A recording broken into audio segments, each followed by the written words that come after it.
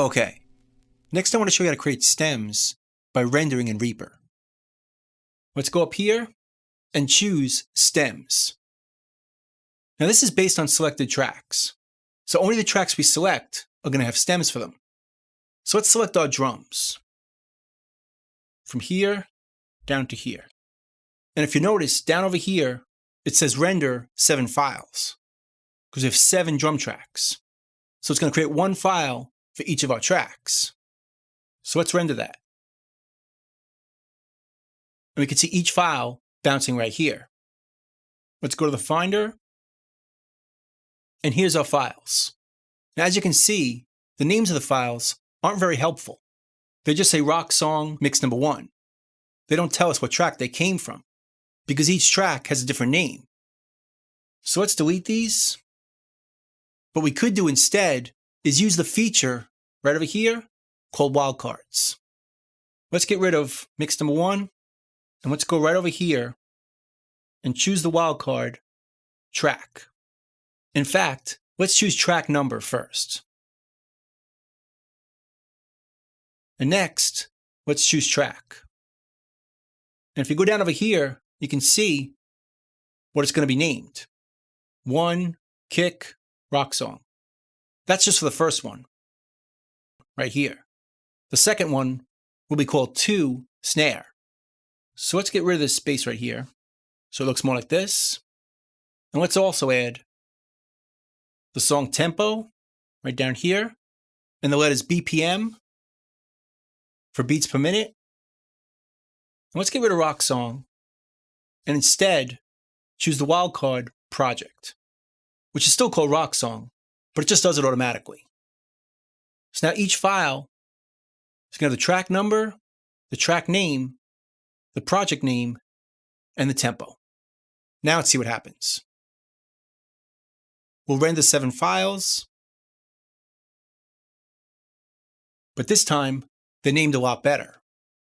1 kick, 2 snare, snare bottom, our toms, overheads, and rooms. Rock song, and then our tempo, which is useful for sending these stems to somebody else. They might want to know the tempo. And there's a bunch of other wildcards to choose from. Format, time signature. So it's definitely worth checking out because it's a huge time saver. Let's delete these and notice one other thing. If we make them again, all of our tracks are stereo, which doesn't make a lot of sense, as many of these tracks are mono. Kick track, the snare, only the overheads and room mics are actually stereo. So let's re-render them, but this time, choose this option right here. Tracks with only mono media to mono files. This is a big time saver for the person getting the files, as the mono tracks are going to appear mono and the stereo tracks will appear stereo. There's also an option down here for multi-channel tracks to be multi-channel files. That's not really the case with this song, but we could choose it anyway. Let's delete these, and let's render this again. And this time, these tracks are mono, and these tracks are stereo. So it's a lot more useful for the person receiving these files.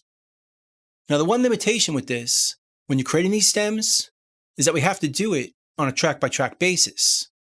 If we want to create stems for all the drums, or all the bass tracks, or all the guitars, we can't really do it this way. But let me show you how you can. Let's delete all this. And let's create a folder for each group we want to create stems for. Like our drums, make a new track, put it on the top, and make it a folder. And name it drums. Let's do the same thing for the electronic drums. Make that a folder. And our bass, our keys, our guitars, our lead vocals, and our background vocals. Let's make these smaller.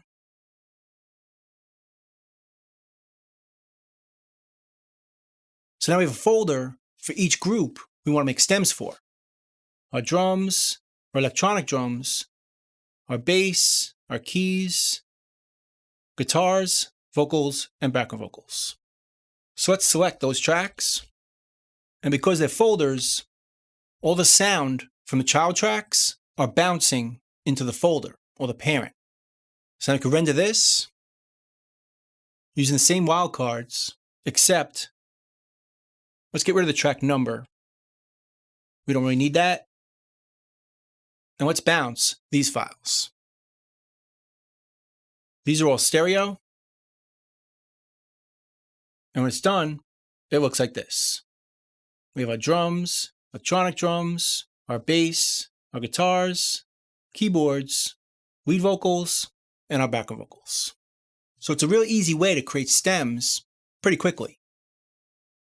In the next video, I'm going to show you how to adjust the render bounds in Reaper.